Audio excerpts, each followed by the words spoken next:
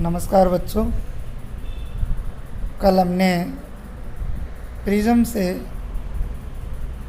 प्रकाश परावर्तन किस प्रकार से होता है उसकी बात की थी। हमने प्रिज्म क्या होता है उसकी परिभाषा की बात की थी कि किसी कोण पर झुके दो समतल अपवर्तक फलकों के मध्य गिरे हुए समांगी एवं पारदर्शी माध्यम को प्रिज्म कहते हैं। मैंने कल वाले वीडियो के अंदर आपको अच्छी तरह से बताया था। आज के इस अध्याय 11 के भाग नंबर 4 की हम लोग बात करेंगे और भाग 4 में हम पढ़ने वाले हैं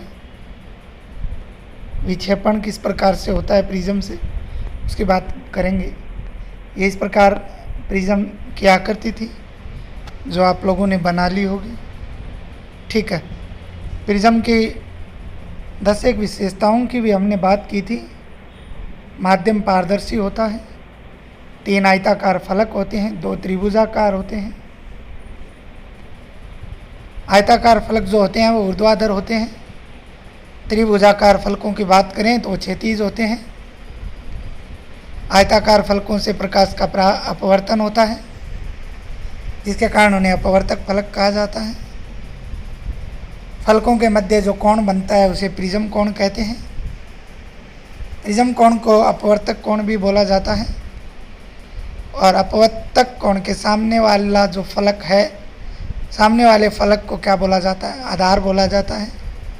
और सामान्यतः इसे आसानी से पहचानने के लिए घिस दिया जाता है। एक मुख्य परिच्छेद, भाई एक समतल द्वारा कटे हुए परिच्छेद को प्रिज्म का मुख्य परिच्छेद कहा जाता है जो अविलंबवत होता है किसके? अपवर्तक फलकों के, जो समबाहु त्रिभुज के आकार का होता है। ये सब बातें हमने कल वाले वीडियो के अंदर कर ली थी। मैंने आज फिर से इसलिए बताया है क्योंकि आज भी हमारा जो टॉपिक रहने वाला है वो प्रिज्म से संबंधित ही रहने वाला है। तो आप लोगों ने वो लिखा, उसको याद भी किया होगा, तो आप लोगों को अभी वो बातें फिर से आपके ध्यान में आ गई होंगी कि प्रिज्म क्या होता है और वो किस प्रकार से काम करता है। देखिए प्यारे बच्चों, प्रिज्म द्वारा विचलन की बात करते हैं।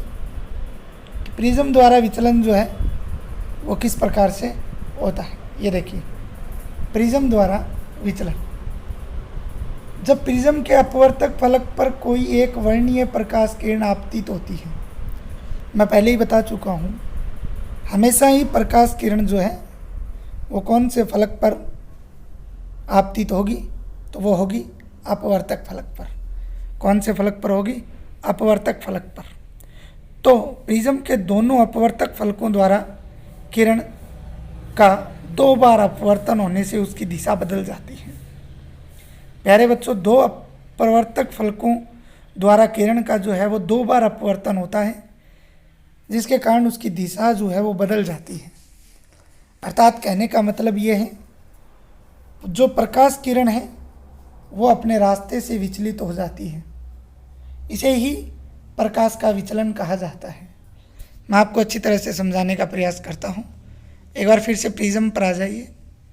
ये प्रिज्म है, इस पर जब हम प्रकाश किरण इस प्रकार से आती है, ये प्रकाश किरण आ रही है, ठीक है। अभी ये 2 माध्यम जो अपवर्तक फलक हैं वो कितने हैं? 2, ठीक है। दोनों से होकर जब ये जाती है तो इसका रास्ता जो है वो क्या हो जाता है? चेंज हो जाता है। या फिर इधर कर सकते हो, तो उसे ही क्या बोला जाता है? ये प्रकाश किरण हो गई, ठीक है। और ये इसका विचलन हो गया। ये क्या हो गया? इसका विचलन हो गया। तो प्यारे बच्चों, ये था प्रकाश का विचलन। किसके माध्यम से? प्रिज्म के माध्यम से, ठीक है। जिस कोण से किरण विचलित होती है उसे विचलन कोण कहा जाता है। जैसे ही मान लीजिए ये था, ये प्रकाश किरण आई, ठीक है। अब ये मान लीजिए इस प्रकार से हो गई, विचलित हो गई। अब जो ये कोण बनेगा उस कोण को हम लोग क्या बोलेंगे? विचलन कोण बोलेंगे। उस कोण को क्या बोला जाता है? विचलन कोण जो है वो बोला जाता है, ठीक है।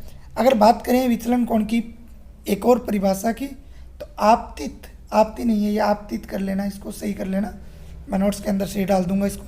आपतित किरण की दिशा व निर्गत किरण की दिशा आपतित किरण की दिशा व निर्गत, आपतित जो ये किरण है, आपतित ये हो रही है, अब जो निकलने वाली किरण है उसकी दिशा के मध्य जो कोण बनता है, निर्गत का मतलब क्या होता है, बाहर निकलने वाली या परावर्तित होने वाली, जो हम बोलते हैं ना, जैसे ये आपतित है तो ये परावर्तित होती है, इस प्रकार से चिन्ह लगाते हैं। तो निर्गत का मतलब जो बाद में बाहर निकलती है, प्रिज्म से होकर जो बाहर निकलती है उसको निर्गत किरण बोला जाता है, उन दोनों के मध्य। तो मैंने यही बताया अभी, ठीक है, क्या बताया था अभी, यही बताया कि ये मान लीजिए है, तो इसके यहाँ इस प्रकार से होने के बाद में ये इस प्रकार से हो जाती है, तो इन दोनों के मध्य जो कोण बनता है उसे विचलन कोण कहते हैं, और इसे जो है डेल्टा से प्रदर्शित करते हैं।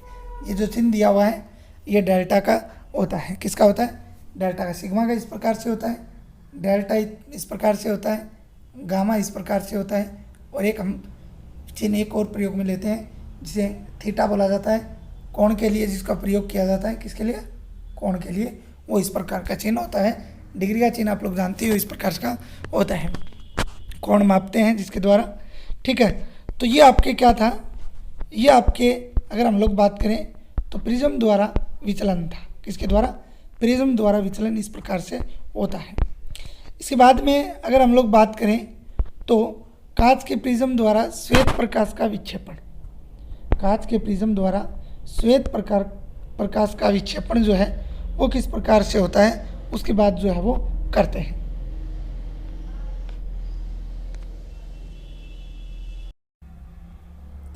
तो टॉपिक हमारा कांच के प्रिज्म द्वारा श्वेत प्रकाश का विक्षेपण। देखिए, कांच के प्रिज्म द्वारा श्वेत प्रकाश का विक्षेपण, विक्षेपण अभी मैंने आपको बता दिया। तो कांच के प्रिज्म द्वारा श्वेत प्रकाश का, किसका, जो white light through as a glass prism, dispersion of white light through a glass prism, तो इसकी बात करेंगे। तो देखिए, जब श्वेत प्रकाश किरण किसी अपवर्तक फलक पर आपतित होगी, मान लीजिए ये प्रिज्म है, ये अपवर्तक फलक पर आपतित होगी, तो प्रिज्म द्वारा उसका विक्षेपण हो जाता है, तो प्रिज्म द्वारा उसका क्या हो जाता है, विक्षेपण हो जाता है, अर्थात प्रकाश किरण अपने विभिन्न अवयवी रंगों में विभाजित हो जाती है, जिसे हम लोग क्या बोलते हैं, प्रकाश का विक्षेपण बोलते हैं, ठीक है। देखिए, समझ में आ गई ये बात, अभी आपको मैं बताने ही वाला हूँ। यहाँ पर भी ये देखिए, इसी डायग्राम की बात अभी करेंगे। इस प्रकार से ये अपवर्तक, ये जो है आपके अपवर्तक फलक है, ठीक है। और जब इस पे इस प्रकार से ये आपतित प्रकाश जो है वो आपतित होगा, प्रकाश आपतित होगा, तो ये इस प्रकार से दूसरे जब अपवर्तक फलक से निकलेगा तो ये अलग दिशा के अंदर क्या हो जाता है, निर्गित हो जाती हैं, किरणें जो है वो क्या हो जाती हैं, निर्गित हो जाती हैं। यहाँ पे हम श्वेत प्रकाश की बात करेंगे, कैसे प्रकाश की, श्वेत की, तो वो अपने विभिन्न रंगों या अपने विभिन्न अवयवी रंगों के अंदर विभाजित हो जाता है, और वो कौन से हैं उन सब की हम लोग जो है वो बात करने वाले हैं। इससे पहले एक शब्द दिया हुआ आपके विक्षेपण का कारण, जो विक्षेपण है उसका कारण क्या होता है, तो इसके लिए अपवर्तनांक ज्ञात किया जाता है, म्यू से इस अपवर्तनांक को लिखा जाता है, म्यू, यू नहीं है, ये म्यू बोलते हैं इसको। ये अपवर्तनांक समानुपाती होता है 1/लैम्डा के, किसके, 1/लैम्डा के, अर्थात तरंग दैर्घ्य के समानुपाती होता है, ठीक है। प्रकाश किरण का विचलन डेल्टा, प्रकाश किरण का विचलन मैंने आपको थोड़ी देर पहले बताया था, ठीक है। तो वो किसके समानुपाती होता है, अपवर्तनांक के समानुपाती होता है, किसके समानुपाती होता है, अपवर्तनांक के समानुपाती होता है, ठीक है। अतः रंगों की तरंग दैर्घ्य अलग अलग होने पर उनका अपवर्तनांक भी क्या होगा, अलग अलग हो जाता है, जिसके कारण जो प्रकाश किरण का विचलन समानुपाती अपवर्तनांक है, इसके अनुसार सभी रंगों का जो विचलन है वो अलग अलग होने के कारण श्वेत प्रकाश किरण अपने कितने रंगों में विभाजित हो जाता है, 7 रंगों में। कितने रंगों में विभाजित हो जाता है, 7 रंगों में जो है वो विभाजित हो जाता है। तो ये डायग्राम तो आपको बिल्कुल समझ में आ गया होगा, मैंने अभी बताया आपको।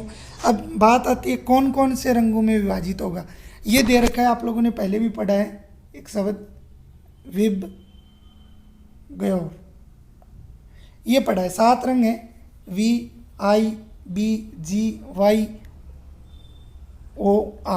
तो ये सूत्र है इसको याद रखने का। ठीक है, विबज्योर बोलते हैं इसको। तो कौन कौन से रंग हैं उनकी बात करते हैं। तो देखिए, प्रिज्म द्वारा विभिन्न वर्णों का क्रम जो है वो सबसे पहले तो कौन सा होगा, बैंगनी, जिसे इंग्लिश में क्या बोला जाता है, वायलेट बोला जाता है। ठीक है, कौन सा होगा, बैंगनी होगा। दूसरा इंडिगो, आई का मतलब इंडिगो जामुनी होगा। तीसरा ब्लू, नीला होगा। चौथा ग्रीन होगा, हरा होगा। पांचवा पीला होगा और नारंगी होगा। और लास्ट होगा रेड, अर्थात लाल प्राप्त होता है। प्रकाश के अवयवों के वर्णों के इस प्रकार बैंड को स्पेक्ट्रम कहा जाता है। क्या बोला जाता है प्यारे बच्चों, स्पेक्ट्रम बोला जाता है। क्या बोला जाता है, स्पेक्ट्रम जो है वो बोला जाता है। इस प्रकार ये डायग्राम जो बना हुआ है ये किसको दर्शा रहा है, स्पेक्ट्रम को दर्शा रहा है। किसको दर्शा रहा है, स्पेक्ट्रम को प्रदर्शित कर रहा है, जिसमें 7 रंग हैं, violet, indigo, blue, green, yellow, orange और रेड। ठीक है, वायलेट हो गया, ठीक है, दूसरा इंडिगो हो गया, तीसरा ब्लू हो गया, चौथे की अगर बात करें